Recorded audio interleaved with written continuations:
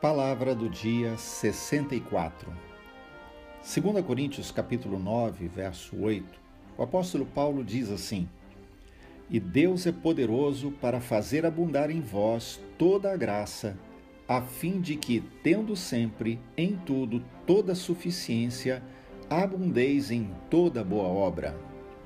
O apóstolo Paulo está falando aqui a respeito da atitude dos cristãos em relação à ajuda aos necessitados. No caso, basicamente ali, a ajuda aos cristãos da Judéia que passavam por um tempo difícil, um período de escassez. E então ele incentiva aquela igreja de Corinto a ser participante daquele momento em que outras igrejas também se levantavam para ajudar os seus irmãos judeus. Era de se esperar, por exemplo, que Deus viesse socorrer os judeus. Por que Deus não deu a eles tudo? Por que eles estavam passando aquele aperto? O fato é que muitas vezes nós espiritualizamos as situações e não enxergamos aquilo que realmente Deus está fazendo através das várias situações pelas quais nós passamos. No caso dos judeus, eles estavam enfrentando aquela escassez, mas os seus irmãos de outros lugares eram a resposta de Deus às suas necessidades.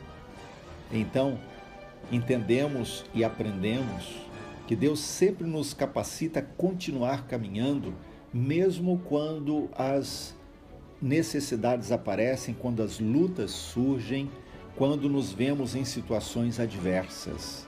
Deus sempre providenciará meios, recursos, instrumentos, através dos quais nós poderemos continuar a nossa jornada. Por isso, na sua caminhada cristã, na sua vida cristã, não tenha receio de continuar caminhando, mesmo quando as coisas parecerem adversas, que trouxerem dificuldades para a sua caminhada. Não tenha receio de continuar. Saiba que Deus dará aquilo que você precisa, Deus dará o suprimento, Deus dará a força, Deus dará condições para que você vá até o fim naquilo que Ele te deu para fazer. Por isso, também não tenha receio de errar. Não tenha receio quando você erra, porque aí também você vê a oportunidade de a mão de graça do Senhor te colocar novamente de pé para que você continue caminhando. Errar faz parte da jornada humana. Não estou falando do pecado, nem de abrigar o pecado no coração, mas o equivocar-se, o errar, o tentar e errar, isso faz parte da nossa experiência humana. Todos experimentam algum nível de fracasso N vezes em sua vida. Por isso o desafio que eu quero deixar para você hoje é: insista sempre, prossiga na sua jornada, creia que Deus te dará a vitória, Ele te dará condições de prosseguir, Ele te sustentará, Ele providenciará os instrumentos necessários para que você não fique desamparado. Eu gosto muito da história de Abraham Lincoln, que nos traz uma motivação a respeito dessa experiência de tentar, errar, continuar e crer que ao final de tudo as coisas funcionarão e darão certo. A história dele diz que em 1832 ele concorreu a deputado estadual e perdeu. Em 1833 tomou dinheiro emprestado para começar um negócio e faliu. Passou os 17 anos seguintes pagando dívidas. Em 1835, sua noiva morreu e ele ficou desolado. Em 1840, indicado para o colégio eleitoral, foi derrotado.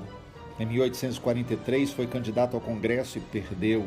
Em 1846, foi candidato ao Congresso, ganhou, mas na eleição seguinte tentou a reeleição e perdeu.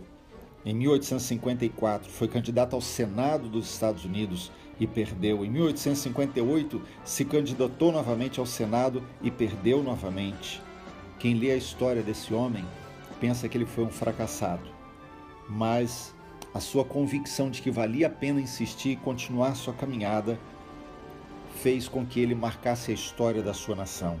Em 1860, ele foi eleito presidente dos Estados Unidos, se tornou um dos maiores presidentes daquele país e fez com que a nação se unisse, a divisão norte e sul cessasse, todo o processo escravagista tivesse um fim, e ele se tornou e é até hoje um exemplo para aquela nação.